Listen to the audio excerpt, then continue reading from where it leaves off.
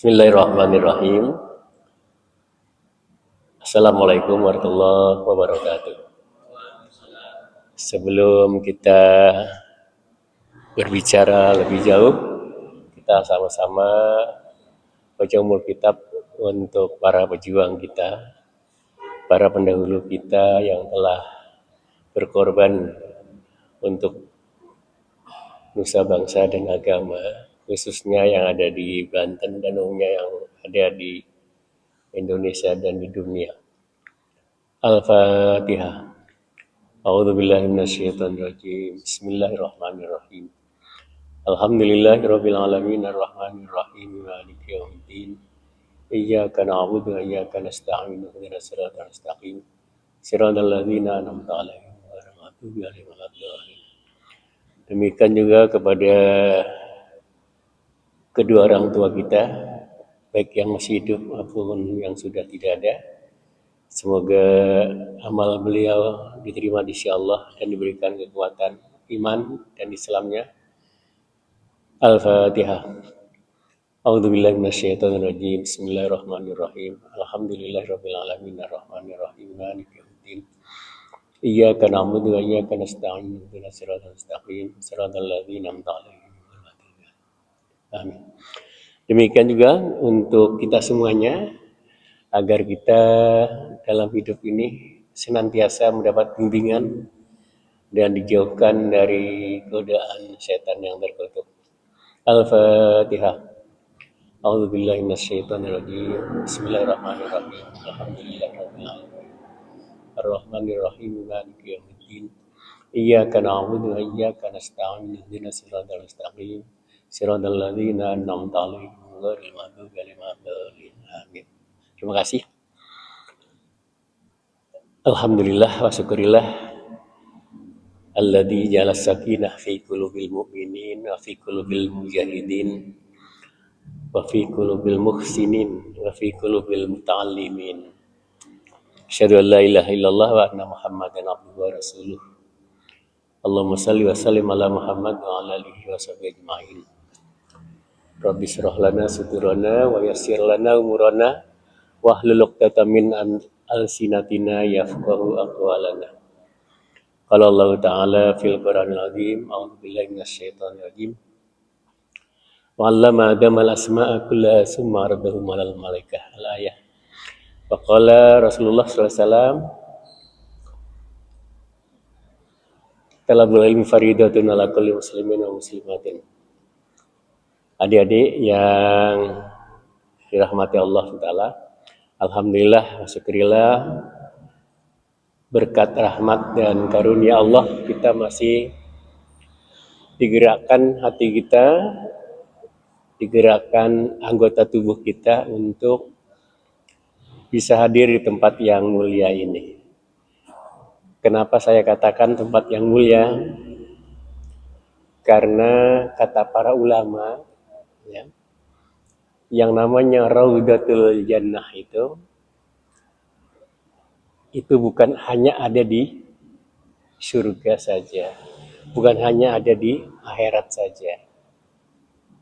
Raudatul Jannah itu taman-taman surga. Jadi taman-taman surga itu bukan di akhirat saja, tapi taman-taman surga itu ada juga di dunia. Apa itu? Masjid, majelis zikir, majelis ta'lim, itu adalah Raudatul Jannah, taman-taman surga. Jadi jangan dikira kita berdoa miryadil jinan, ya, kita diberi taman surga nanti. Itu bukan di akhirat saja, di dunia juga ada taman surga itu. Yaitu apa? Semacam ini, insya Allah. Kenapa?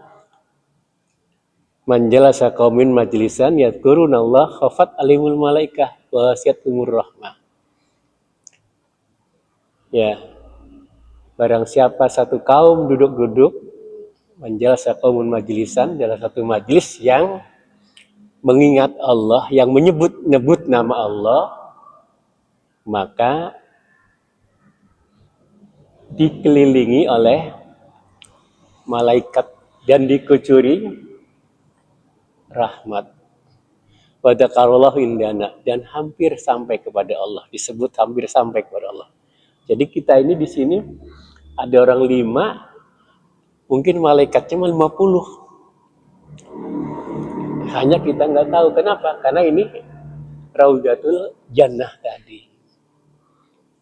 Dan ibadah yang paling mudah itu adalah ibadah menuntut ilmu, ibadah ngaji. Paling mudah persyaratannya. Mau punya hadas, nggak punya hadas tetap aja sah ya. Kalau sholat nggak punya wudhu sah nggak?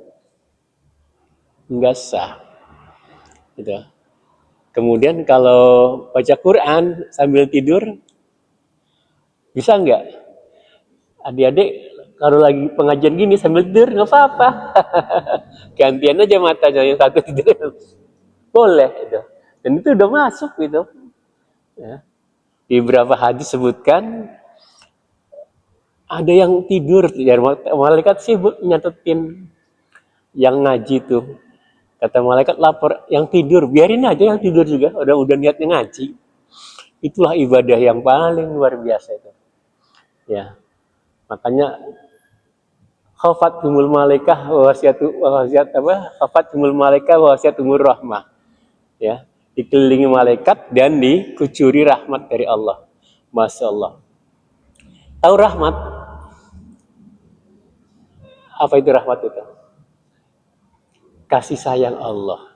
Kalau Allah sudah sayang sama kita, Masya Allah, semuanya jadi ibadah. Tidurnya jadi ibadah, semuanya jadi pahala. Maksudnya, semuanya jadi pahala. Berjalannya, kemudian Masya Allah, udahlah nggak bisa dibayangin gitu ya, kalau udah mendapat rahmat dari Allah.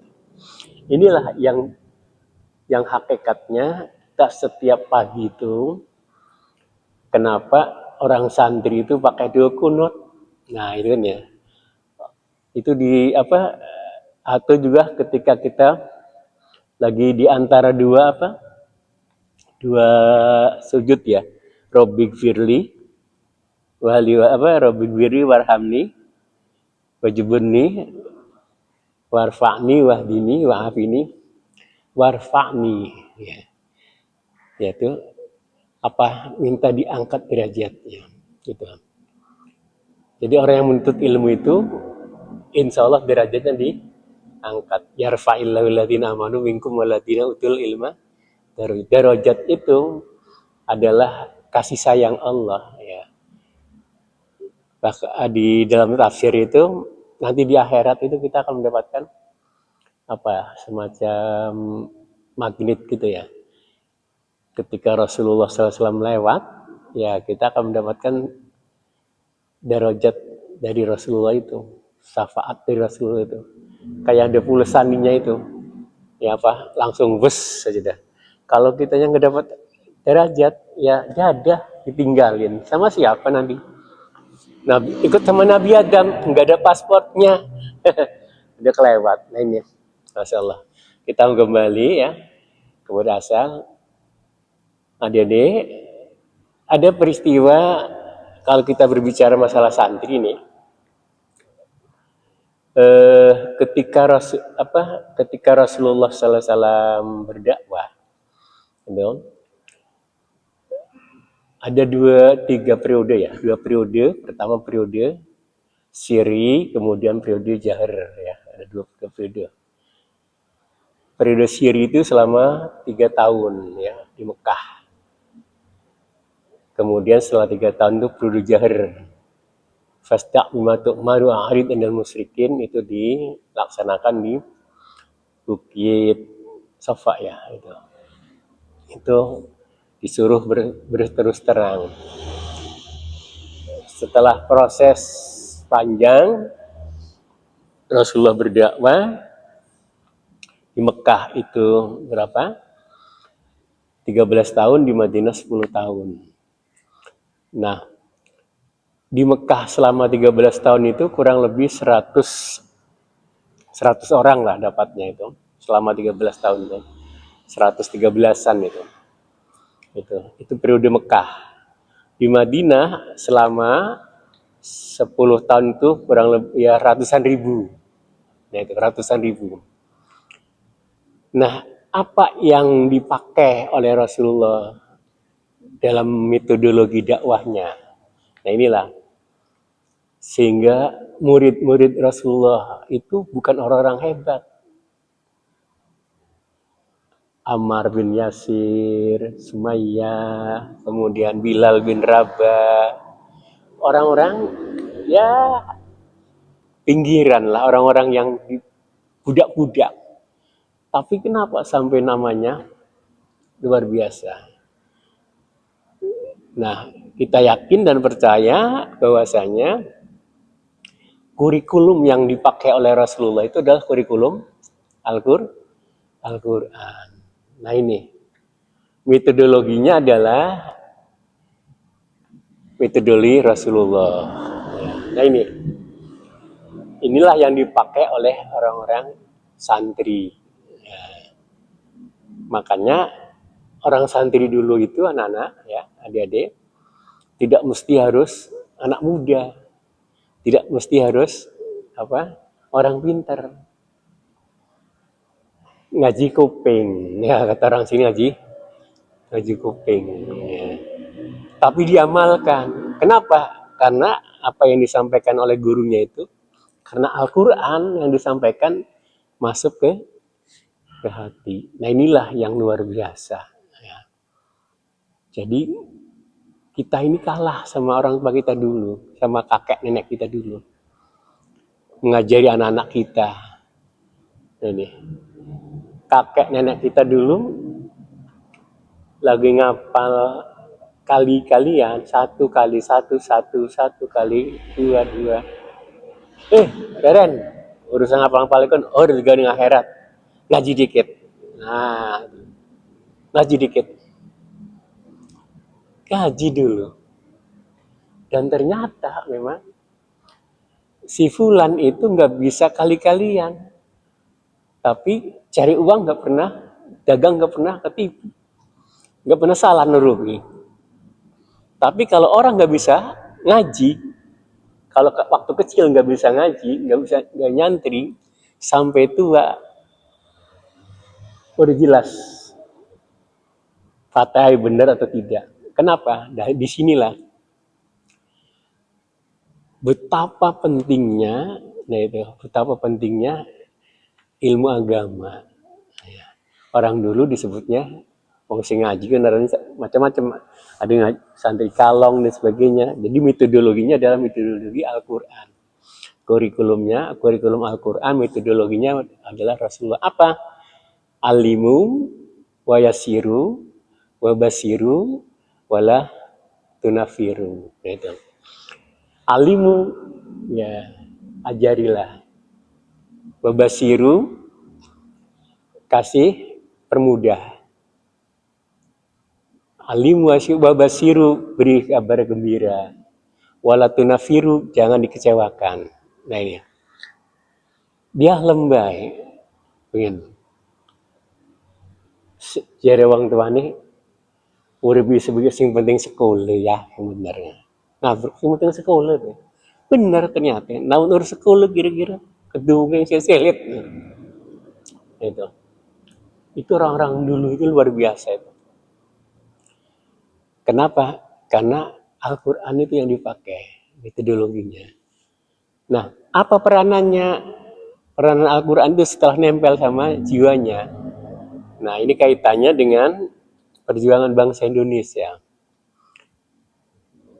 Kalau kita perhatikan, ya, Islam masuk ke Indonesia ini, ada yang mengatakan abad 7, ada yang mengatakan abad 13, ada yang mengatakan abad ke-4 gitu. Ya.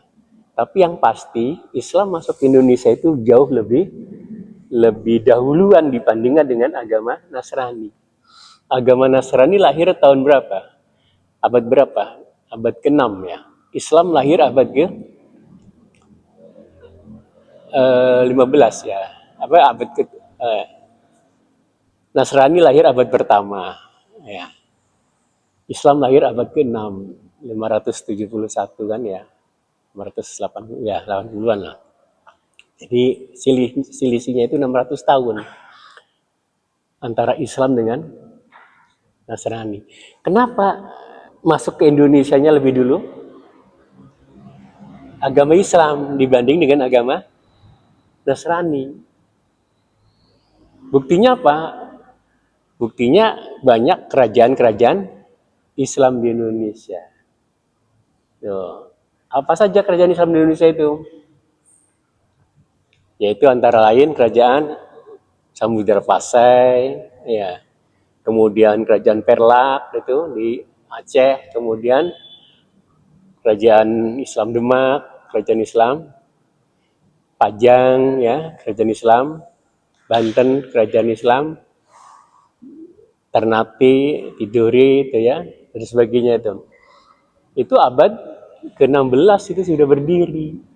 Jadi Islam masuk di Indonesia, ya, itu jauh lebih dulu dan cepat menyebarnya. Itu berkat siapa? Nah ini.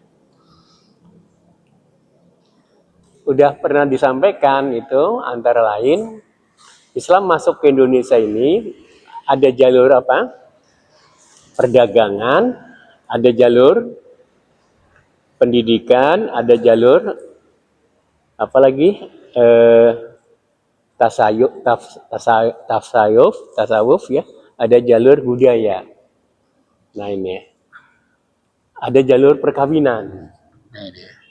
Maka dalam Islam itu laki-laki itu boleh kawin lebih dari satu. Nih, para wali nih ya, para penyebar agama Islam ini yang dari Arab punya istri di Arab, mampir ke Gujarat, India punya istri di India, mampir di Sumatera, di Pasai punya istri di Pasai, ke Jawa punya istri, boleh itu. Dalam rangka menyebarkan agama Islam. Itu. Adik-adik bisa kan ya? Boh, ya. Siji gagati juga ya. Aku maning papat. Lah daripada siji gagati lebih baik papat udah gampang. Asal niatnya siar, jangan niatnya nafsu. Nah ini, kalau niat nafsu banyak. Nah, gimana niatnya gitu? Yang punya mental nggak apa-apa dicoba. Yang punya mental dong. Tapi kadang-kadang kalah sama Kapolda ya. Gitu. Nah ini. Nah, yang melalui jalur pendidikan inilah yang disebut apa? Pesantren ya. Mendirikan pesantren. Kenapa? Ya karena waktu itu bangsa Indonesia masih apa namanya sifatnya itu pembelajarannya apa ya kelompok ya, bukan klasikal. Jadi ustadznya itu ya, kalau pesantren itu ustadznya itu baca kitab, kemudian apa namanya santrinya itu ada yang dari sini sampai ke jalan raya sana. Ya. Muda, tua, besar, kecil, ya. Yang dikaji ya masalah keilmuan, bab sholat, bab puasa, bab zakat, bab haji dan sebagainya itu. Gitu. Kenapa demikian tadi itu? Karena itu modal ya. Al-Quran itu sangat menganjurkan kita menjadi orang yang berilmu. Ya. Makanya jangan heran Islam di Indonesia itu cepat berkembang. Padahal kalau diperhatikan wilayahnya, bayangin dari Sumatera sampai ke Papua itu kalau di Eropa itu dari mana ke mana itu? Siapa yang pernah ke Eropa? Itu berapa negara itu? Kira-kira 16 sampai 18 negara. Jadi perjuangan para wali dulu, para santri dulu itu luar biasa itu. Kalau Khalifah Abu Bakar, Umar, Utsman, ya, itu menyebarkan agama Islam apa? Sekitar Jazirah Arab, ya, sekitar Jazirah Arab pada masa Khalifah Abu Bakar itu. Mekah, Madinah, kemudian sekitarnya lah, gitu ya. Tapi para wali songo dari ujung, masya Allah, dari ujung Jawa sampai ke ujung Sumatera. Ya. Nah ini tentu ada beberapa tadi itu yang disebut dengan apa namanya di luar kemampuan biasa. Apa namanya itu? Tadi ada melalui jalur apa? Pendidikan, ada melalui jalur perkawinan, ada melalui jalur tasawuf. Ya, mulai jalur tasawuf. Jalan kakinya saja tuh, bukan kayak jalan kaki. Itu. Ulah dulu. Kenapa? Karena pakai tasawuf tadi itu. Itu. Jadi dari Jawa Timur itu, Ustadz, saya duluan ya, iya udah kamu pergi dulu. 2 hari tahu udah nyampe duluan ya ini Ustadznya. Nah ini, itu lalu jalur tasawuf gitu ya. Kenapa? Bisa nggak? Ya bisa aja. Allah Maha Pemberi ya. Kalau seorang wali itu adalah orang yang dekat ya, orang dekat dengan apa? Dengan Allah. Kalau kita sudah dekat dengan Allah, ya apa saja bisa nah itu. Selagi itu kudu jalan Allah. Nah ini. Sekarang ada nggak wali? Banyak Pak. Wali murid, wali kota, wali. Nah itu. Masya Allah. Ya. Jadi kalau wali yang sesungguhnya, ya kayak seperti wali apa yang terkenal? Nabi Haidir itu kan, Nabi Haidir itu kan ilmunya luar biasa. Nabi yang tidak ada dalam Al-Quran tapi paling terkenal. Ya, itu Nabi Haidir karena ilmunya tadi itu. Ya. Dan banyak lagi nabi-nabi yang terkenal. Nabi apa lagi? Yang tidak disebutkan dalam 25 nabi. Nabi Sis ya. Nabi Sis itu anaknya Nabi Adam ya. Anaknya Nabi Adam yang ke-41. Ya. Kita kembali kepada santri ya. Adik-adik ya. Setelah Belanda datang ke Indonesia, nah ini, maka pendidikan di Indonesia ini ada dualisme pendidikan. Satu, pendidikan pribumi ya, bangsawan ya, dan pendidikan tradisional yaitu anak santri tadi. Apa bedanya? Yang kalau pribumi itu ada klasikal tadi itu, ada kelasnya, dan itu hanya khusus buat orang-orang tertentu saja. Tapi kalau santri nggak ada kelasnya tadi. Umur 40 tahun, umur 15 tahun, umur 10 tahun pada baikkan kelasnya itu. Di masjid atau di ini itu. Tapi hebatnya itu jadi semuanya itu. Jadi semuanya. Kenapa? Karena waktu itu memang satu masih menghormati ya, masih menghargai apa? Para gurunya, para ustadznya. Dan ustadznya juga dengan tulus ikhlas. Nah, itu bedanya. Jadi kata apa? Ta'limut ta'lim, untuk mendapatkan ilmu santri itu harus hormat sama gurunya. Senajan bodoh namun, nah itu banyak kisahnya tuh. Itu nanti bisa jadi orang berguna. Tapi sebaliknya, namun kata Ihya Ulumuddin, gurunya harus ikhlas.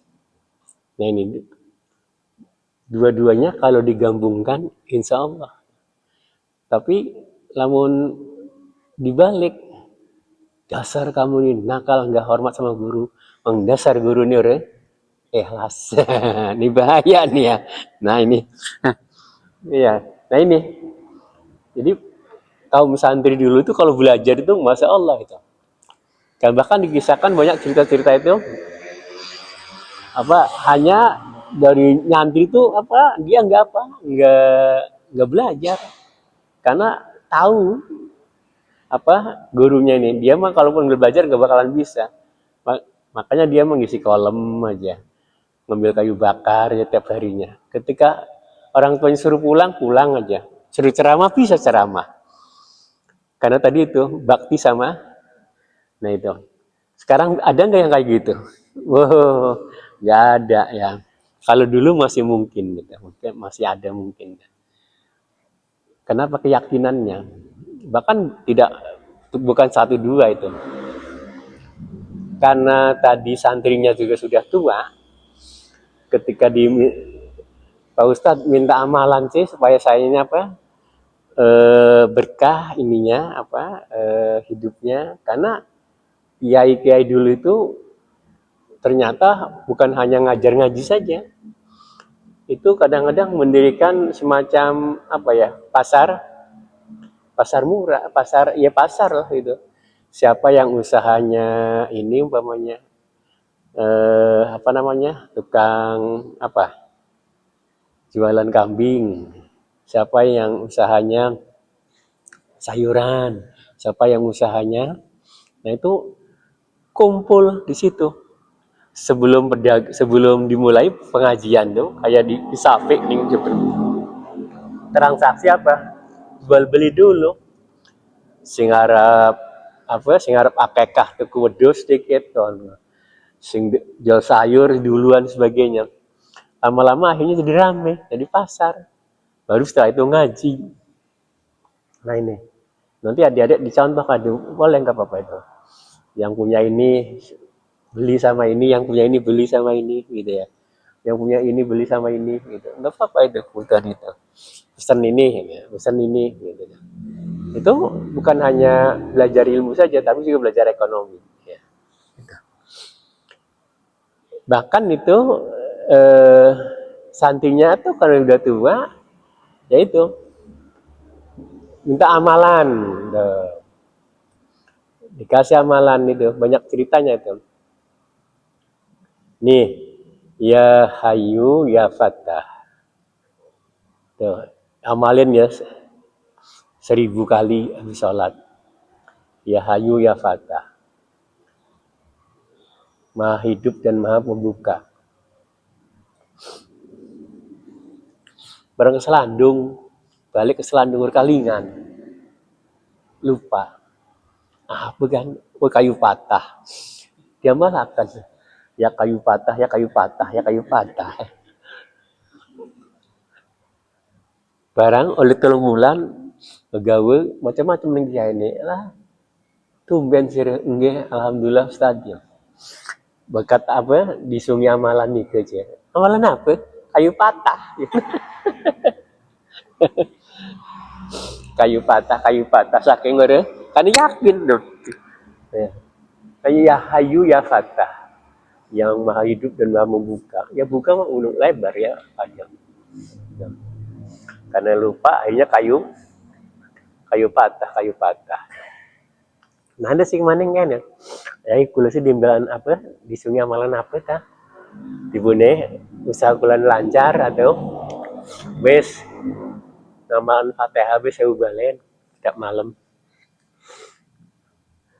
Saya mulai telung bulan teke enggak macam-macam nih dia ini. Lah itu sirah biasa nih mak, amren baru utang. Iki mah tumben juga gawe ngenohon yai Ustaz. Berkat amalan saya Ustaz apa amalan nih? Fatihah saya balen. Al-Fatihah, Al-Fatihah, Al-Fatihah, Al-Fatihah, Al-Fatihah. Ya Fatihah. Jadi mana Fatihah saya balen. Lah ya Al-Fatihah, Al-Fatihah, Al-Fatihah, Al-Fatihah. Lah ya saya balen gampang lah kali. Makanya itu tadi kita suruh baca Fatihah. Kenapa? Karena surat Fatihah itu kata diskusinya itu begini, separuh itu buat aku dan separuh itu buat kamu. Silakan minta apa saja. Tuh. Jadi kalau kita ngamalin Fatihah, kata guru saya dulu itu sehari atau boleh ya minimal sehari itu 100 kali.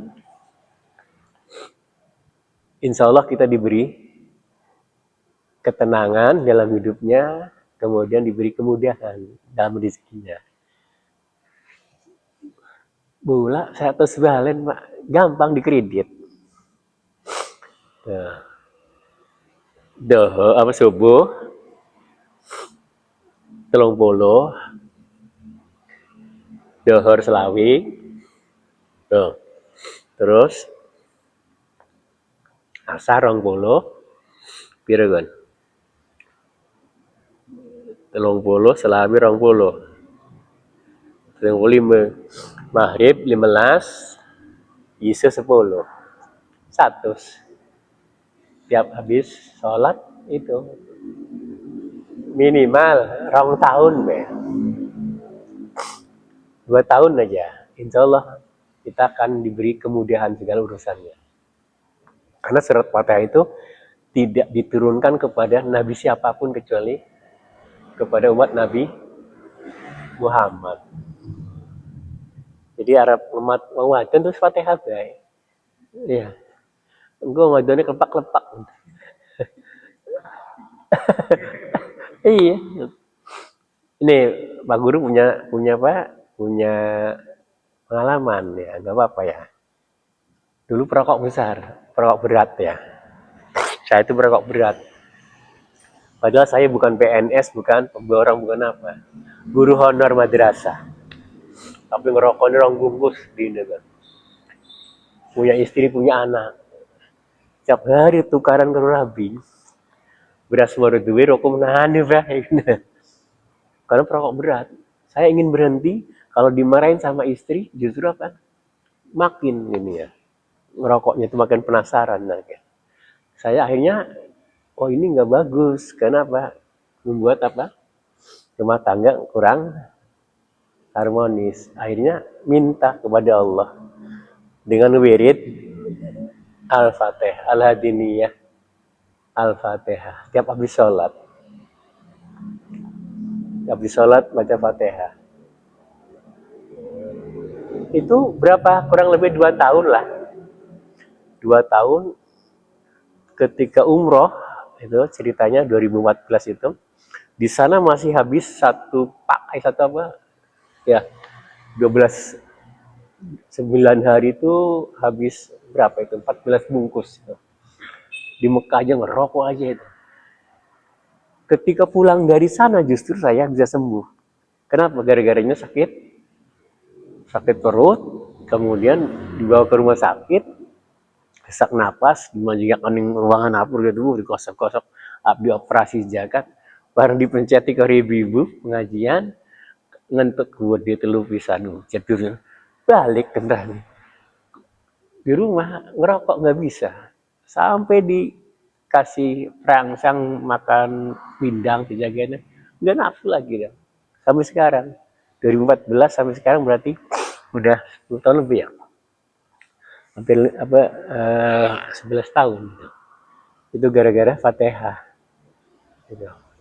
Jadi kalau kita punya keinginan itu aja Fatihah aja ya.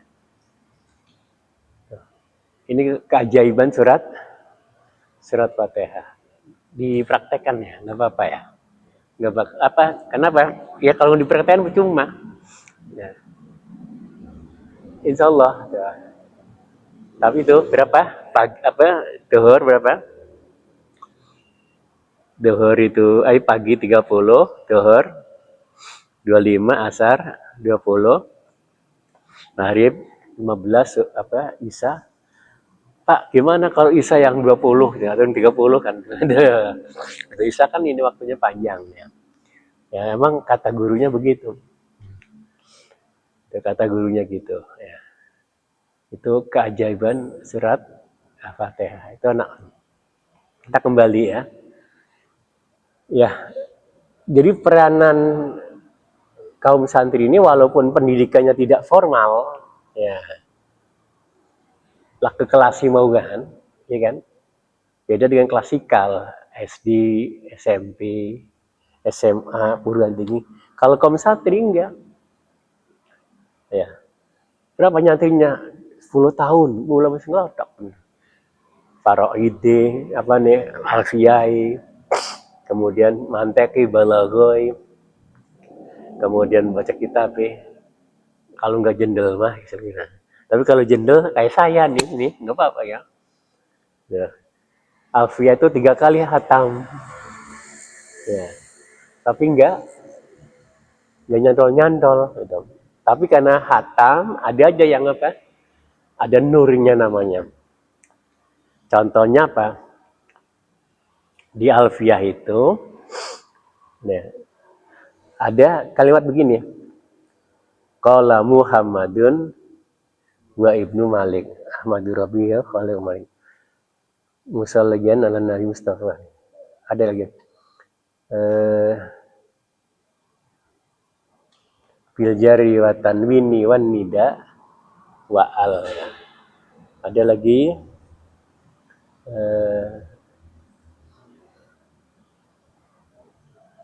Wasmun wa fi'lun summa harfun lil kalim. Jadi filosofinya gini ya. Bil jari wa tanwini wan nida wa al. Jar, huruf jar. Ya, bil jari itu huruf jar. Itu di bawah. Kalau kita ingin jadi orang sukses, itu harus di bawah dulu. Bil jari. Nabi Muhammad itu sampai-sampai ditegur oleh Allah. Abasa wa tawalla anja'ahul a'ma. Kenapa? Gak menghiraukan maktum yang ingin belajar, yang buta. Dia asik ingin bicara sama pendal-pendal kures. Nah itu.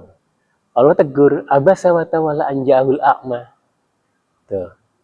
Kepada orang yang hendak belajar dihiraukan, mengharap agar kalau orang gede-gedenya masuk Islam akan, ya Nabi logikanya benar, tapi itu kata Nabi, tapi kata Allah enggak begitu. Itu bil jari wa tanwini, kemudian kerja keras. Tanwin kan double, an in un. Kalau kita ingin sukses harus kerja keras. Nah ini yang masih muda nih, itu ilmu santri tuh. Tadi bil jari wa tanwini, kerja keras itu apa aja? Kalau kerja keras itu insya Allah. Kemudian ada hadis begini, bakiru fi talabil rizki wal khawaiji fa innahu barakatun wan najah. Pagi-pagilah kamu, bakiru fi talabil rizki, pagi-pagilah kamu dalam mencari rizki dan segala yang kamu butuhkan, wal khawaiji, dan segala keperluanmu. Fa innahu barakatun, sungguhnya di pagi itu akan mendapatkan keberkahan, wan najah, dan kesuksesan. Kata orang tua kita dulu, namun tangin awan, rezekinya dicocok.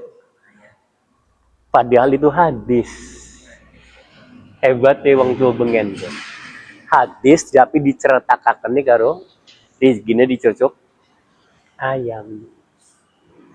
Padahal kata Nabi, bakiru fitolah berizki, pagi-pagilah kamu mencari rezeki, wal khawaiji, dan segala kebutuhan kamu. Apa kebutuhan kamu di pagi itu? Oh, banyaklah kebutuhan manusia mah.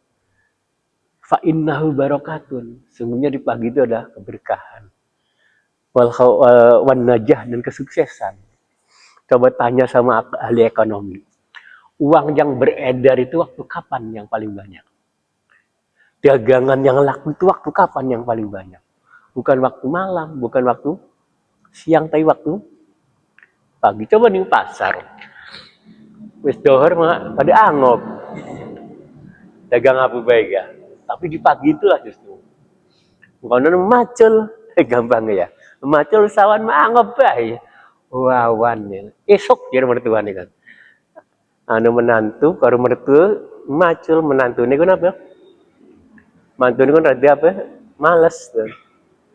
Bahkan terus ingin wawan orang ajar mantu ingin.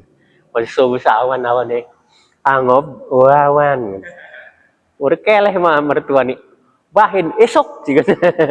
Esok kenapa ya? Pagi kan ya. Wawan esok. Pagi juga. Nah ini. Bakiru fital berizki wal hawaizi fa innahu barokatun wan najah. Itu kesuksesan. Sekolah apa aja kerja juga. Hasil pekerjaan itu waktu apa yang paling ini? Nu dia ngelembur ya, ngelembur mah udah ngelembur. Ya, ngelembur cuma apa? Bedol malam doang. Sing hasil itu mah waktu subuh. Ini luar biasa ini. Tapi para ulama kita dulu, orang tua kita dulu apa? Tadi itu dinikahnya dengan apa? Dengan rezeki ini dicocok. Ya, masya Allah tuh ya. Ini ciri orang santri. Ada lagi orang santri itu ininya filosofinya kun kal muntul falatakun kal kuntul. Tahu muntul? Itu apa? Di pojok biasanya ya. Mentul kan ya. Muntul ya. Ada biasanya sawang nanti muntul ya. Kun kal kuntul kun kal muntul falatakun kal kuntul. Jadilah engkau seperti muntul, jangan kayak kuntul. Apa? Tuh. Mentul itu nggak kemana-mana, nih pojok doang, tapi ceplok tengah. Melendungan. Uruk-uruk. Kuntul, terbang jauh, terbang ke sana kemari, antara pulau. Tapi krempeng. Jadi dalam filosofi mencari rezeki itu begitu. Kun kal muntul, falatakun kal kuntul. Ya, itu. Jadi kenapa muntul? Yang pojok baik tinggal kedewek karena istiqomah, sumastaqim tuh dirinya. Iya.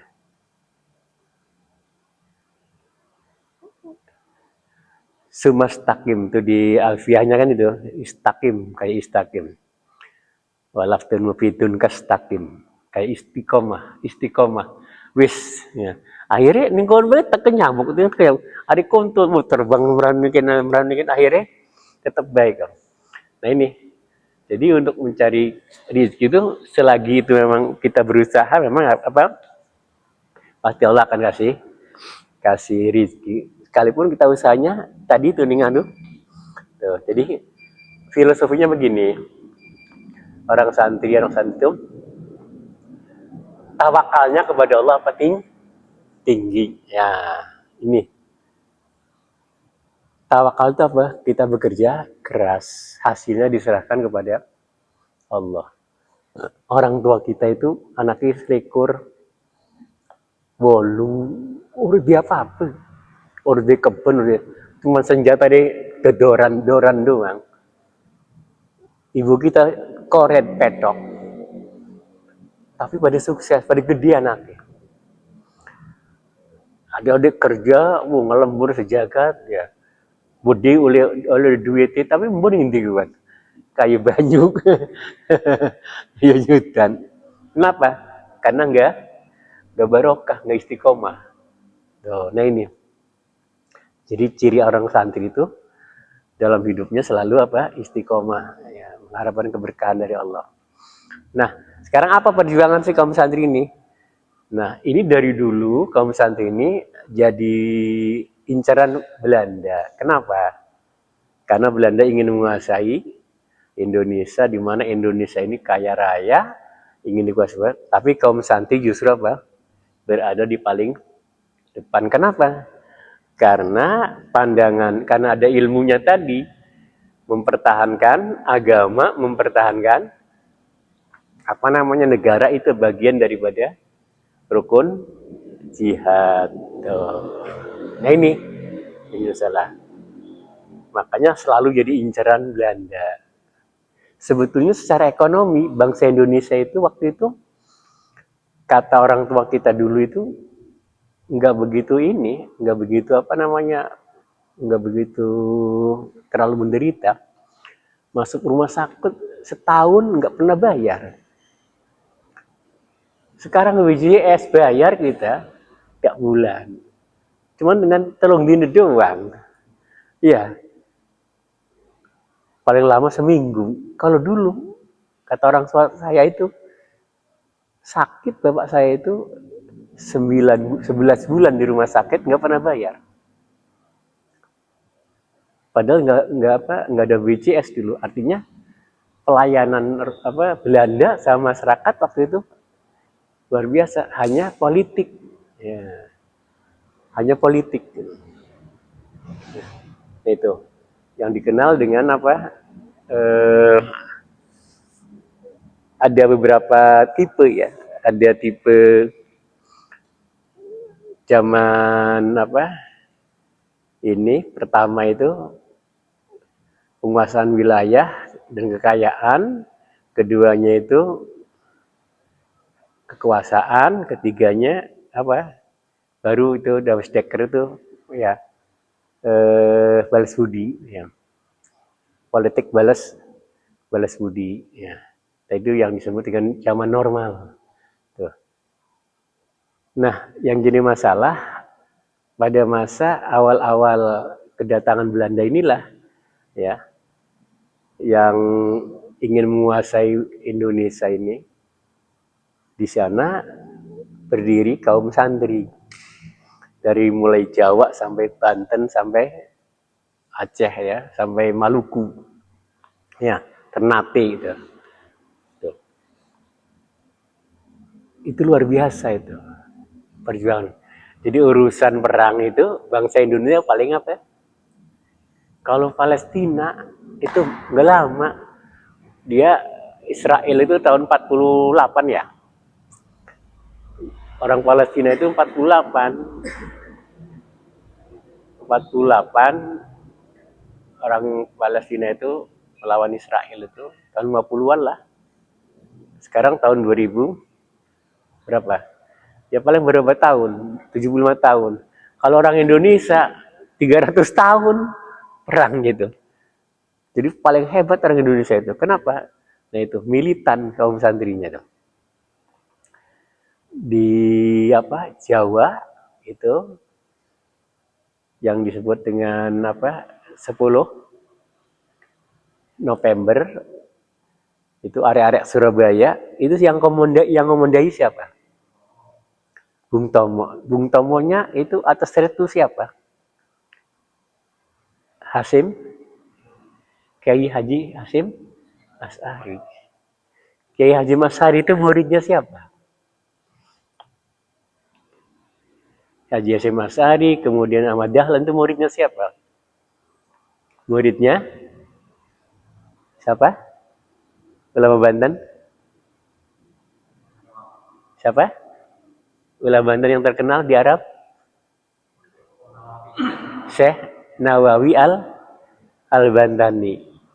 Yang makamnya di Makla sampai sekarang nggak dibongkar-bongkar.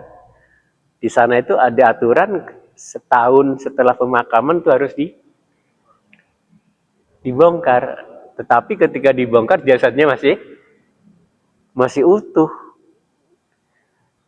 Bukan jasadnya aja tapi putihnya juga masih utuh. Ditaruh lagi. Kenapa? Karena Syekh Nawawi Al-Bantani ini ternyata memang bukan orang sembarangan. Gitu. Ternyata dia ulama dunia termasuknya. Muridnya sedunia maksudnya. Gitu. Ini orang Banten asli. Tadi tuh sekolahnya udah sekali klasikal tapi Masya Allah. Ini jadi pelajaran yang luar biasa. Jadi orang Banten itu keturunan pejuang dan keturunan santri. Jadi adik-adik namun orang bisa ngaji, orang bisa baca kitab, ya, orang gelem ngaji bukan keturunan Banten. Minimal orang Banten iya demen ngaji. Kun aliman au muta'aliman au mustami'an au muhibban falatakun khomisan. Kun aliman, jadilah orang yang mengajar. Kalau nggak bisa, muta'aliman, jadi pelajar. Kalau bisa, au mustami'an yang mendengarkan. Terus, atau muhibban yang senang. Masya Allah. Falatakun khomisan, jangan jadi yang lima. Orang gelem ngajar, orang gelem belajar, orang gelem menerongokakan, orang gelem orang senang di pengajian. Itu orang yang rugi. Masya Allah. Kenapa? Yang mendengarkan saja itu nanti akan mendapatkan namanya nurul ilmu, kata Ustadz itu. Sing penting ngaji sire jendel ya, engko oleh nur ilmu. Apa sih nur ilmu? Engko gak ngerti segede mas ya. Bener. Saya punya murid ya, waktu di Al-Heriasin ini tahun 42 itu, setiap nulis saya kasih nilainya ada 2 nih. Saya kasih nilainya 6. Dari kelas 1 sanawiyah sampai kelas 1 aliyah, kelas 3 aliyah, orang pernah saya kasih nilai 5 atau 7, kasih 6 aja. Sehingga belum di fountain pun sudah paling bapak 6 ya kan ya. Kenapa? Ya karena coba baca sendiri nggak bisa. Kan macam tulisannya dewek sama kan gitu baca. Nah itu saking ini yang itu dari kelas 1 sanawiyah sampai kelas 3 aliyah. Saya kasih nilai 6 saja. Itu anak itu. Tapi itu anak luar biasa baktinya sama guru. Pak capek ya? Iya, pijitin ya. Kita mengorok kan masih baik kan ya. Itu baktinya. Lulus dari sana aliyah. Tuh, karena rajin jadi office boy. Ngelamar office boy. Di sini di SPJ. Office boy kan itu ngelayanin ya minuman ya. Jadi merembet bukan hanya office boy, ini kisahnya tuh. Bosnya mobilnya kotor dicuci. Teman-temannya sopir-sopir suruh beliin rokok dan sebagainya ya, sebagainya terus saja tiap hari gitu. Dari office boy itu akhirnya meningkat karena rajin, datang paling awal, pulang paling akhir. Diangkat jadi tukang absen. Tuh di sini tukang absen. Lalu datang pertama kan rajin tadi ya, tuh istiqomah tadi. Terus dipindah di Suralaya ke sana, di Bakri Suralaya itu. Kemudian jadi staf HRD itu Iyalah, seperti gitu lah. Kemudian 2 tahun kemudian jadi Jadi jadi personalia, tukang nerima nih. Lah supir sih pengen asalnya ngekon-kon tukuruku kan sekarang jadi supirnya dia. Nah itu satu contoh ya. Oleh nur ilmu namanya itu. Walaupun nggak bisa, tapi orang percaya, orang kasihan sehingga dia itu nur ilmu namanya. Nah ini, jadi kita sama anak-anak kita terus saja ada dek kita suruh ngaji, suruh belajar, terus saja nanti anak itu tahunya, oh iya dulu kakak suruh ngaji, suruh belajar benar. Kita dulu gitu, orang tua kita juga, oh benar kata ibu kan, kita kalau belajar ternyata setelah ini benar ya. Gitu. Jadi sadarnya ketika kita sudah dihadapkan kepada situasi yang sesungguhnya, baru sadar. Dengan setelah yang latih ini, anak kedodolan, nah itu. Jadi nih, jadi di Banten ini luar biasa tuh.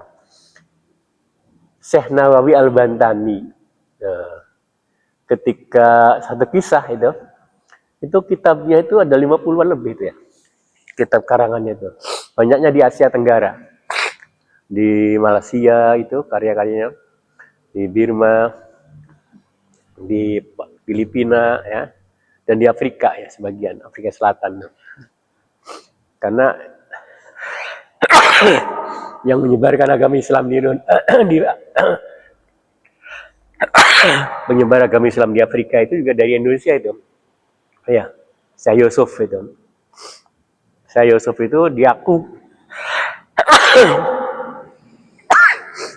sama apa? Sama Sulawesi dan sama Banten. Nah, kata orang Banten dari Indonesia, dari Banten. Kata Sulawesi dari Sulawesi. Akhirnya ketika menerima penghargaan itu utusannya ada dua. Tahun berapa itu? Menerima penghargaan dari pemerintah Afrika Selatan. Penyebar agama Islam di Afrika Selatan itu adalah orang Indonesia, Syekh Yusuf. Yang menerima itu dari Sulawesi itu diwakili oleh Yusuf Kala, waktu itu dari Banten diwakili oleh Profesor Imad Tihami. Gitu. Itu di Afrika itu. Itu santri dulu itu. Ya. Ilmunya luar biasa, istiqomahnya luar biasa. Apa? Banyak wiridnya. Tadi itu banyak wiridnya. Ilmunya sedikit tapi wiridannya yang banyak. Coba perhatikan. Dulu kakek nenek kita. Orang bisa nulis, orang bisa maca, hafal Yasin, hafal Waqiah, hafal Mulk, hafal kul, hafal iki, hafal macam-macam tuh. Ketika mau meninggalnya lagi ngaji. Itu yang dapat apa? Darajat. Itu yang dapat darajat. Begitu maksudnya. Dia mendapatkan derajat yang tinggi ketika dia meninggal, dia dalam keadaan baca Quran. Ya. Jadi derajat tinggi itu bukan apa? Bukan uangnya banyak, bukan jabatannya. Fir'aun uangnya banyak, jabatannya raja, Tuhan bahkan. Qarun kuncinya saja dibawa oleh kuda, kereta kuda nggak ke bawah. Tapi karena apa? Nggak dapat derajat, nggak dapat barokah dari Allah, maka dia meninggal dalam keadaan sul khotimah. Jadi kembali lagi, perjuangan bangsa Indonesia itu yang semula dengan menggunakan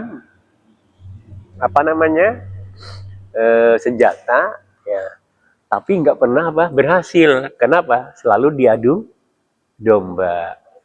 Politik divide et impera oleh Belanda. Dan senjatanya juga nggak hebat. Antara Pangeran Diponegoro, kemudian juga apa lagi?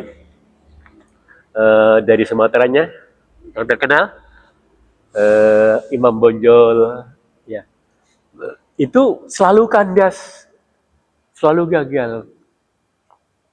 Maka ulama-ulama kesini, santri-santri akhirnya perjuangannya melalui the Heidegger, the book, ya, dengan ilmu, dengan santri, dengan yang asalnya pakai the Heidegger, pakai the Heidegger book, yang asalnya mengangkat senjata kemudian pakai pena. Jadi, nah, kalau sekarang pakai apa kita? Zaman apa sekarang? Jarang kita pena. Sekarang zaman IT. Yang menguasai IT itulah yang kita dakwanya pakai IT. Masya Allah. Adik-adik nge-share ayat Quran atau hadis ini di-share seret, lalu udah menyebar kemana-mana, dibaca orang bukan ratusan mungkin ribuan. Jadi santri sekarang itu begitu. Ya kalau dulu tadi itu pakai senjata, ya pakai pensil, sekarang harus pakai IT. Pokoknya siapa yang menguasai IT sekarang ini menguasai dunia. Contoh Iran dengan apa? Israel. Kenapa? Iran seumur-umur disanksi oleh dunia. ketika perang Israel kewalahan. Hebatnya yang perang bukan apa? Bukan tentara-tentara hebat, tapi apa? Wanita-wanita cantik. Masya Allah, kan? Tentara Israel kan, tentara apa? Iran tuh wanita cantik ya. Wanita muslimah yang cantik-cantik, yang dia apa? Di kursi aja. Tapi meluncurkan apa? Rudal, kita bayangin aja. Kita menembak dari sini ke 1,5 kilo aja apa? Meleset. Dia menembak ratusan ribuan kilo. Dari Iran ke Israel itu kurang lebih 23.000 2.000 apa 230 kilo ya, 2.000 kiloan. Iya, 1.600 sampai 1.700 kilo, masya Allah. Tapi ditembak pas kena, pakai rudal tembakan gede lagi. Nah itu. Jadi sekarang ini Islam itu agama yang rahmatan lil alamin, itu sangat menjunjung tinggi keilmuan.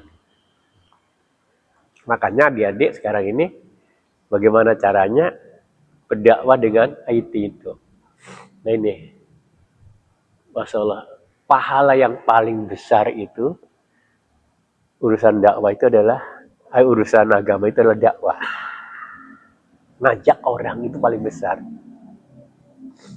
Kalau sholat buat sendiri.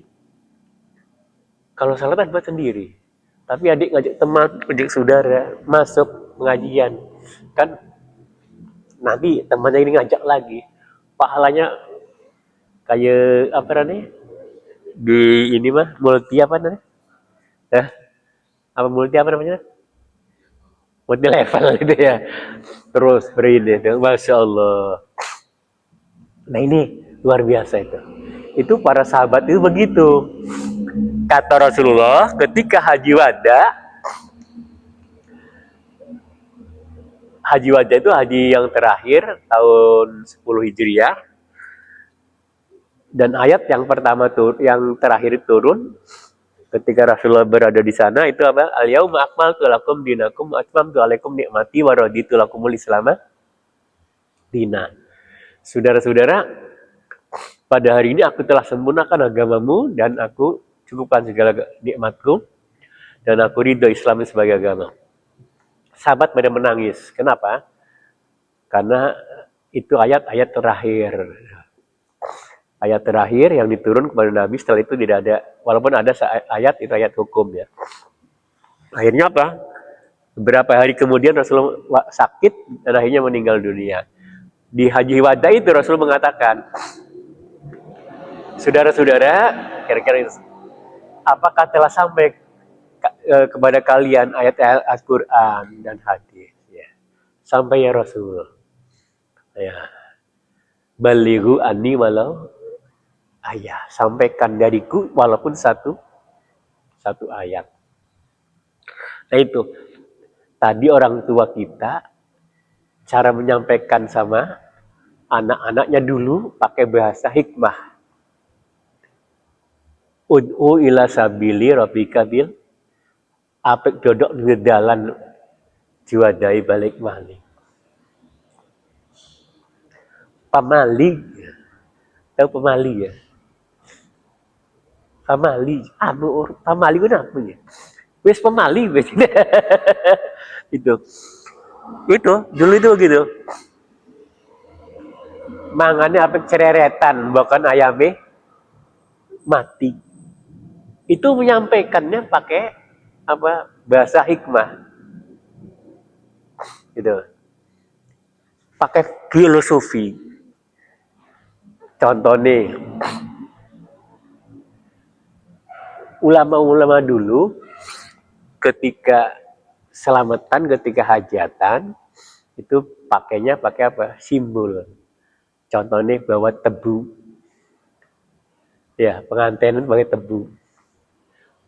Apa filosofinya? Tetap ning kalbu. Wis sire wis kawin kudu tetep atine mantep.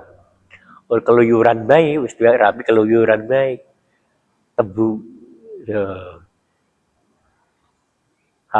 Jangan habis manis sepah dibuang, masya Allah. Terus bengen gak buceng, war buceng ya. Kayak anuan sing lancip kan ya. Itu jadi ibu sing kenceng. Nah, buceng itu filosofinya jadi ibu sing kenceng. Kan agama itu. Kalau sudah punya istri, suami harus tuh. Kemudian bang lanangnya apa? Tumpeng. Kenapa? Kalau perempuannya buceng, kalau laki-lakinya tumpeng. Jadi menantu sing lempeng. Laki-laki itu pemimpin. Ar-rijalu qawwamuna 'alan nisa bima faddallahu ba'dhum. Jadi laki-laki itu sing lurus. Karena laki-laki itu sebagai penggaris. Kalau laki-laki itu lurus sebagai penggaris, maka bangunan itu akan tegak, kelihatannya indah. Tapi kalau laki-laki sebagai pemimpin, menclek-menclek, mencleng-mencleng, udah disawang oleh. Nah ini. Itu bahasanya bahasa apa namanya? Bahasa kinayah ya, bahasa ini. Filosofi. Masalah. Tumpang jadi menantu sing lurus. Jajah, kalau kalian jadi menantu, ya main apa? Umpet-umpetan, wes ordan pisan gue wes kan, senajan bener gordan tapi. Tapi kalau lurus senajan bohong nggak bakal lurus dia kepengen dia. Nah ini, jadi lurus tuh. Itu kan agama itu. Orang jujur ya kan. Sidik kan jujur ya. Cerdik gitu, Masya Allah. Jadi sekarang ini begitu. Kita kembali ya ke ini. Jadi apa peranan santri zaman dulu dengan sekarang? Kalau dulu santri mengusir penjajah, ya, kemudian juga memberikan edukasi pendidikan kepada masyarakat yang Indonesia umumnya dan di Banten itu makanya orang dulu sekalipun buta huruf tapi tidak ada yang buta Al-Quran. Sekarang, nah banyak orang yang nggak buta huruf tapi bisa banyak yang buta Al-Quran. Dulu nggak bisa tulis, nggak bisa baca, tapi bisa ngaji. Saiki bisa nulis, bisa baca, kan ngaji udah bisa. Beda sekarang ini. Nah ini tugas kita. Ada dalam hadis itu, alimul Quran wa 'allamahu. Masya Allah. Khairun nas man ta'allamal Quran wa 'allamahu. Manusia yang baik itu adalah orang yang mempelajari Al-Quran dan mengajarkannya. Mempelajari, ya, mempelajari, man ta'allama wa 'allamahu. Itu butuh apa? Butuh waktu. Kalau belajar itu butuh waktu. Nah ini, man ta'allamal Quran wa 'allamahu. Ya, khairun nas man ta'allamal Quran wa 'allamahu. Sebaik-baik manusia adalah yang mengajarkan Al-Quran dan yang belajar Al-Quran dan mengajarkannya. Masya Allah. Kenapa? Tidak ada satu kitab yang dibaca itu berlipat-lipat pahalanya kecuali Al-Quran. Coba Pancasila hafal perang-perang balet, dan ganjaran boleh. Tapi mau kan kulhu, Masya Allah. Satu surat itu sama dengan 10 juz. 3 kali baca kulhu sama dengan hatam Al-Quran. Makanya kata Rasulullah, kalau kita ingin hatam Quran, mau tidur, hatamin dulu Quran. Baca apa? Kulhu 3 kali, kita tidurnya habis hataman Quran. Masya Allah. Baca kulhu 3 kali, itu sama dengan hatam Al-Quran. Jadi kita setiap mau tidur hatam Quran. Gimana caranya bisa? Gampang. Itulah pentingnya ilmu. Masa sih sira Arab turu hatam Quran lah. Kapan turun nih? Bangsa orang-orang ini hatam Quran 6 jam paling pintar ya. Kalau ngejam, kan hatam.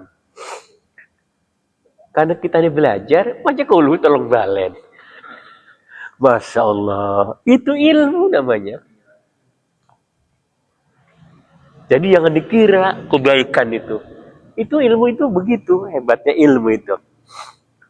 Jadi ilmu itu ya sesuatu yang luar biasa deh. Gitu. Ya, diamalkan tuh. Mau tidur apa? Baca khatam Quran dulu minimal ya.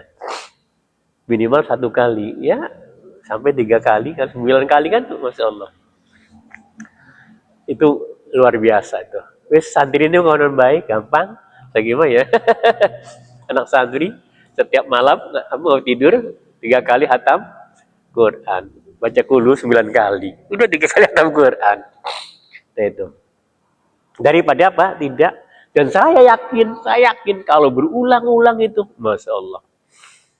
Kalau sudah menembus ke hati itu, nggak dibaca itu pasti. Kenapa? Kan di dalam surat Az-Zumar itu apa? Surat Az-Zumar itu begini, artinya begini. Allah akan apa dah? Allah akan mengambil ya ruhnya seorang itu baik ketika dia ada yang ketika tidur ya, kemudian diambil ruhnya atau juga dibiarkan. Jadi wong mati pun pada baik karo wong turu. Banyak kan ceritanya. Saya punya teman lagi kelonan bareng di upak-upak nih ninggal istrinya. Dan itu bukan 1 2, banyak yang gitu. Dan kita juga banyak menemukan gitu, kasus kayak gitu. Lagi turu, teman saya lagi bikin skripsi tidur. Pasti golengnya kan beneran turu beneran, akas. Jadi orang mati itu kayak gitu. Kalau kita baca Quran, khatam Quran habis, masya Allah. Ya, yasfa'ani yaumul qiyamah, Al-Quran siang. Di hari kiamat, Al-Quran itu akan beri syafaat, memberi aub-aub kepada kita, yaitu apa? Ada 2, yaitu Al-Quran dan puasa. Puasa mah rada gati. Ya, ngklik sedina sebulan. Ya, tapi baca Quran mah mau gak? Hatam tolong balan kulu. Sangat balon. Mau tidur. Nah ini hebatnya ilmu di situ. Ya Spanyol enggak. Kenapa? Amal yang paling apa lagi? Amal yang paling berat timbangannya itu bukan sholat, bukan puasa, bukan zakat. Apa? Yang paling berat timbangannya itu min husnil khuluq, berbuat baik sama orang. Itu sih paling berat timbangannya itu. Terutama kepada siapa? Ibu bapak kita. Masya Allah. Ibarat akhlak itu ibarat apa? Ibarat batu, ya batu tuh. Lamun batu pendasi satrak biar 500.000, 300.000. Lamun batu pasir setrak 600.000. Lamun batu koral mungkin 800.000. Lamun batu akik tuh perang juta. Namun batu berlian. Jadi akhlak itu ibaratnya gitu. Kayak batu berlian, senang dan kecil tapi berat timbangannya. Kita jualin rongsokan aja ya. Ngajung-ngajung ya. Oleh pirang kilo? Oleh 2,5 ton. Berapa? Karena rongsokan plastik, 2,5 ton kali berapa? Kali 3.000 atau 2.000? Ya bisa berarti barang apa? Sing ditimbang apa namanya? Kuningan, 2,5 ton kan mula gitu. Keces kan gitu. Nah itu, jadi amal yang berat timbangannya itu adalah apa? Akhlak. Masalah. Akhlak ini terutama kepada kedua orang tua. Dan akhlak itu luas ininya, cakupannya. Masya Allah. Di hadis itu begini, itu Jangan kau anggap kebaikan itu, jangan kau menganggap rendah suatu kebaikan itu. Sekalipun kamu bertemu dengan saudaramu dengan wajah yang manis. Masya Allah. Jadi ketika kita berjumpa dengan teman kita dengan muka manis, itu termasuk kebaikan. Wih, lamun konon Pak, balik singgah ini gemuk juga ya. Nggak pakai kebaikannya ya. Sampai di rumah, gemuk baik, manis baik kan ya. Nyengir baik, kira-kira konon gue. Jerabi ini apa nih Kang? Pantas ngaji aja. Jadi Ustadz, nah, itu muka manis gitu. Nah gitu, Masya Allah. Nah ini. Jadi Islam itu, sekali lagi ya, Islam itu luar biasa itu. Luar biasa. Dan itu keunikan-keunikan itu harus kita kaji, kita pelajari ya. Supaya apa? Ya bisa mengambil hikmah itu. Itu salah satu tugas seorang santri sekarang ini adalah mengembalikan kejayaan Islam. Jere Syekh Jamaluddin Al-Afghani, lima tatakharul muslimu taqaddama ghairuhum. Kenapa umat Islam itu terbelakang dan non-Islam menjadi maju? Kata beliau, karena umat Islam meninggalkan agamanya. Orang non-Islam meninggalkan agamanya, ini Islam nih contohnya. Ya, ini non-Islam. Non-Islam keluar dari agamanya, kembali ke Islam, jadi besar.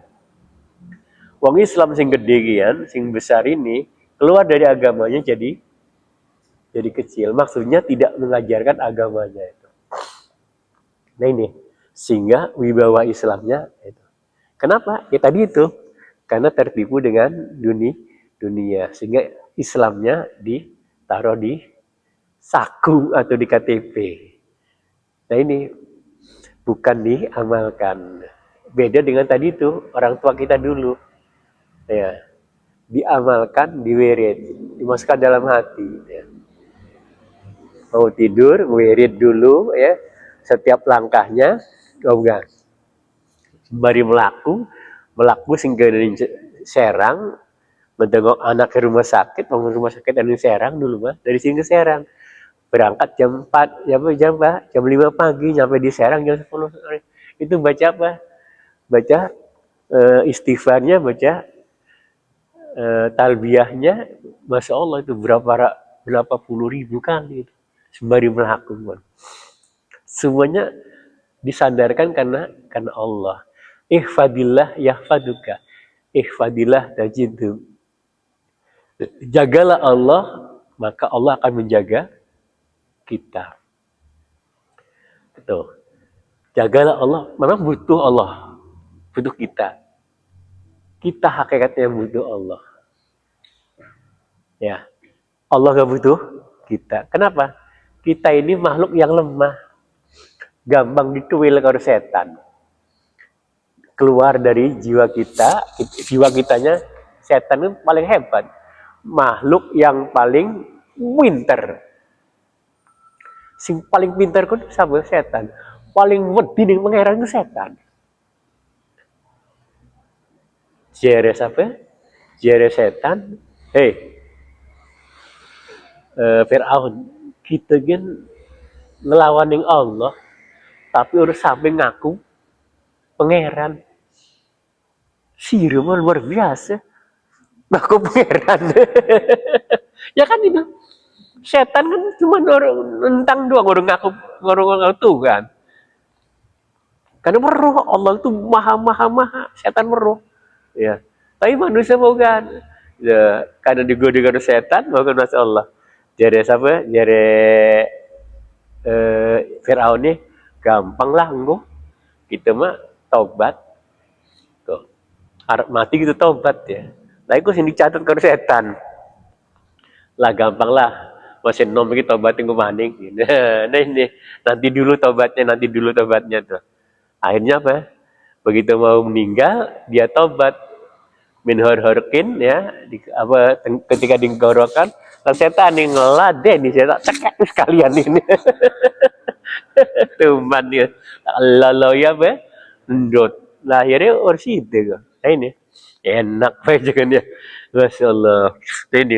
Nah ini kita ini makhluk yang lemah. Makanya kita disuruh oleh Allah apa? Fasta'id billah ya. Fasta'id billah ya. Selalu kita berlindung kepada Allah min a'udzubillahi minasyaitonir rajim. Kita ini makhluk yang paling lemah ya. Kalau tidak ada perlindungan, contoh yang gampang aja. Tadi itu kita ini kayak orang mati tidur. Tidur kan orang mati.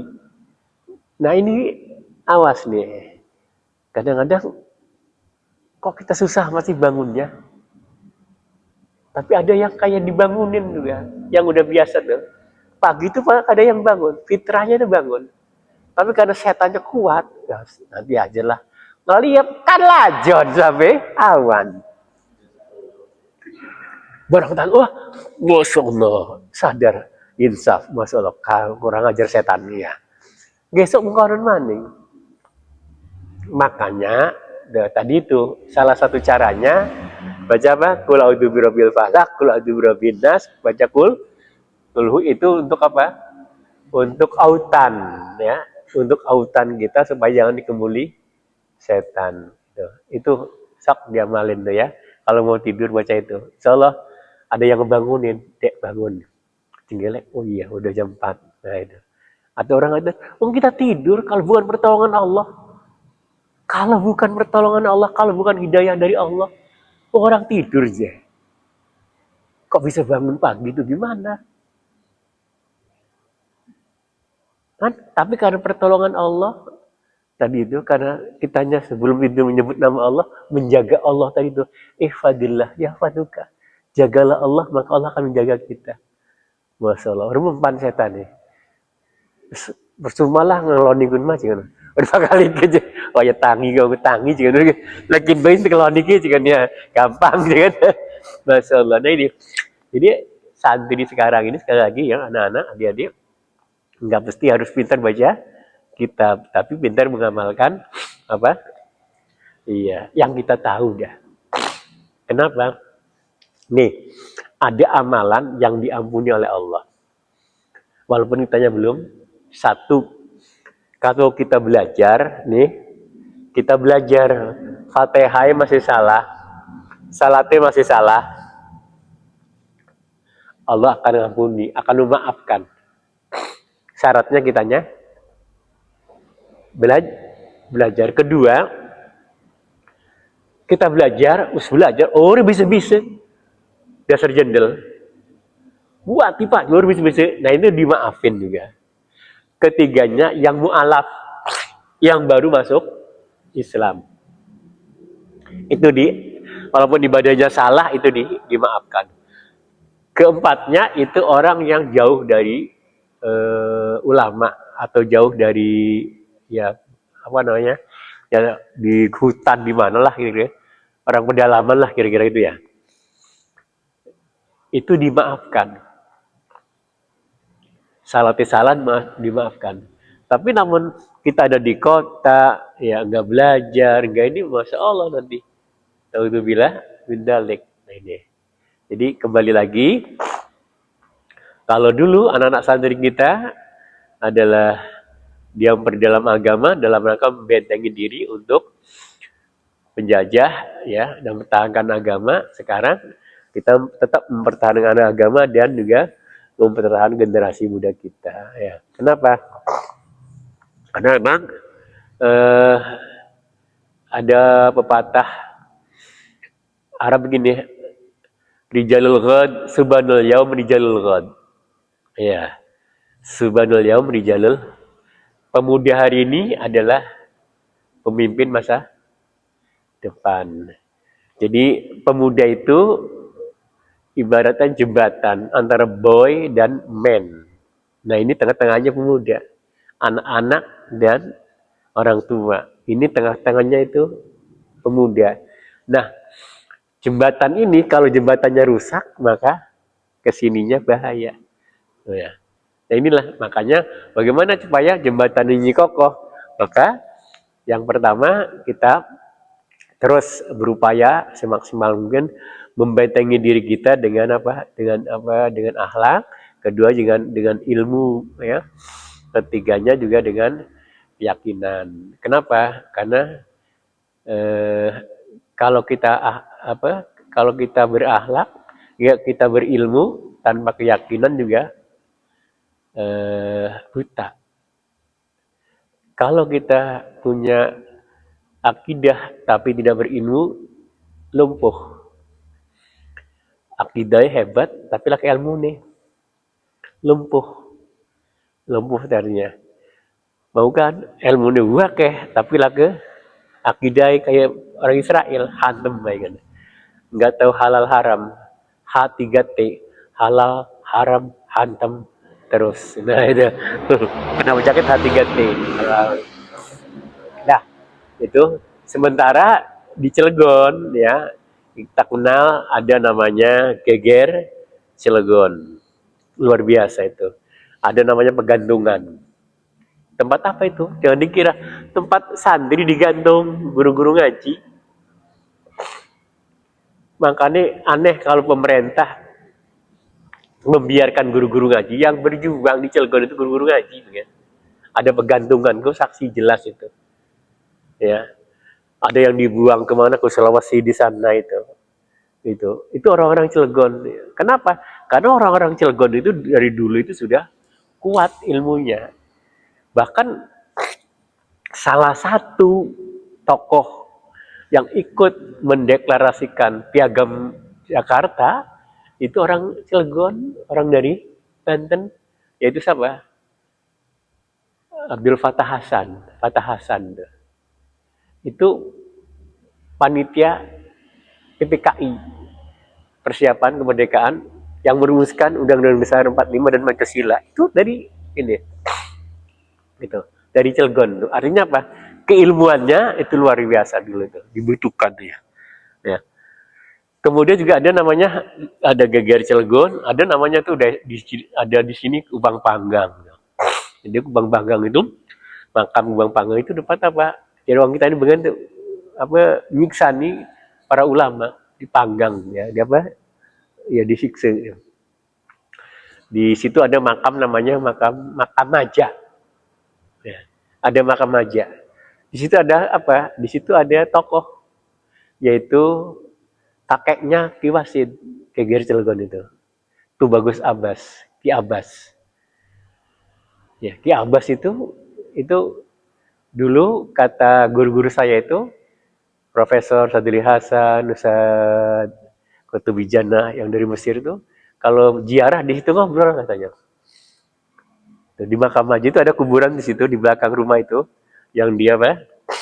Yang di pagar itu namanya kuburannya siapa? Kuburannya Ki Abbas, itu kakeknya Ki Wasid. Iya.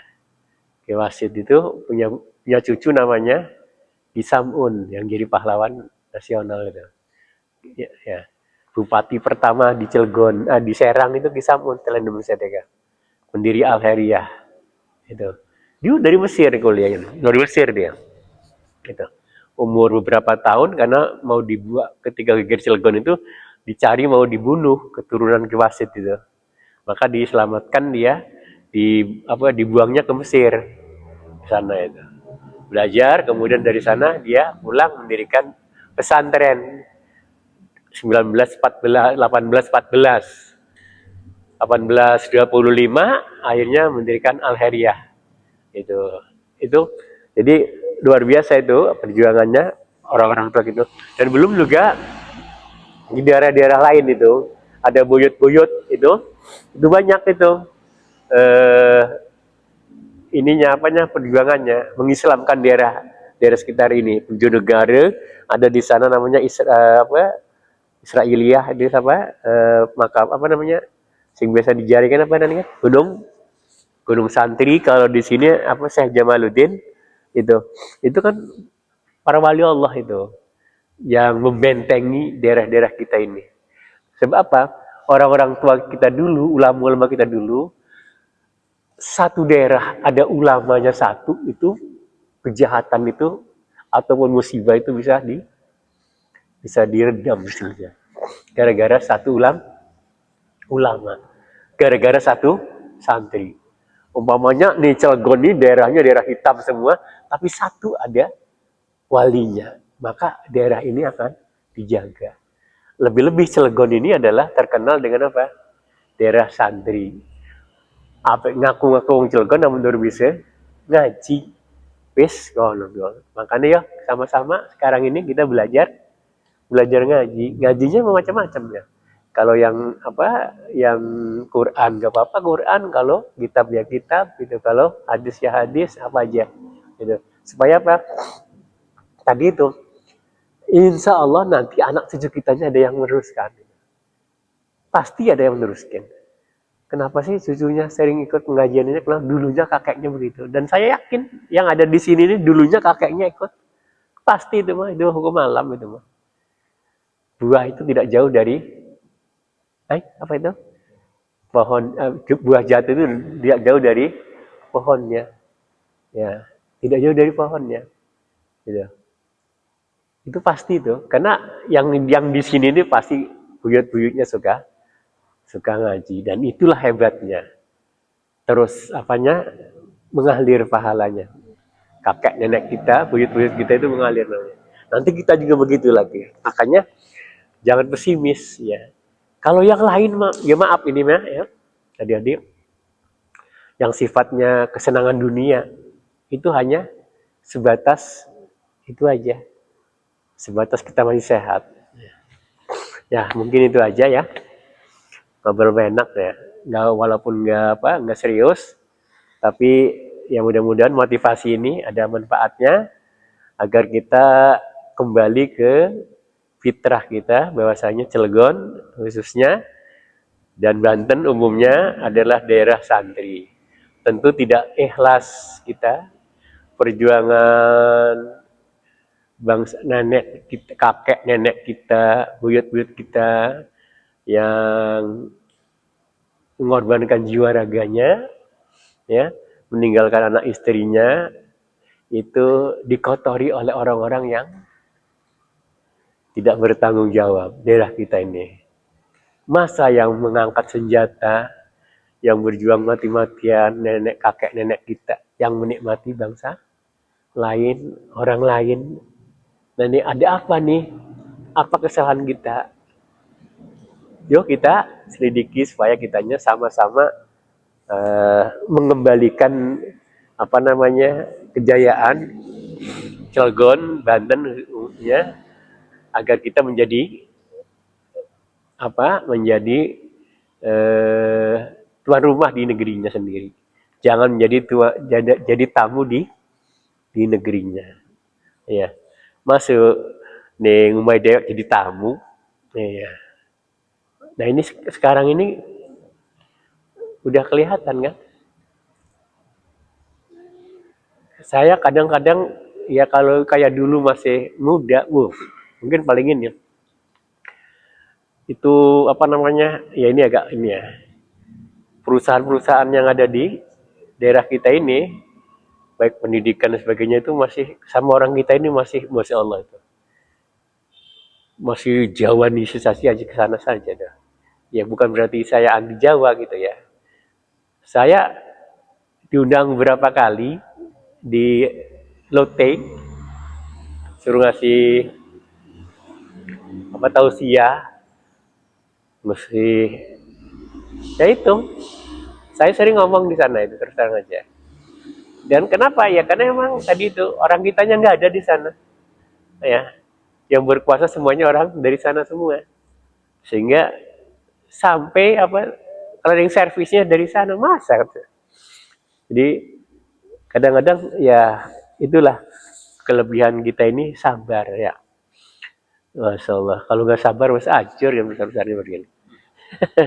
Masya Allah. Memang kalau kita bicara keadilan memang jauh dari ini itu, api dari panggangnya itu. Makanya urusan dunia mah mau gak, urusan rezeki mah Allah yang ngatur. Yang penting kita istiqomah. Itu aja. Assalamualaikum warahmatullahi wabarakatuh.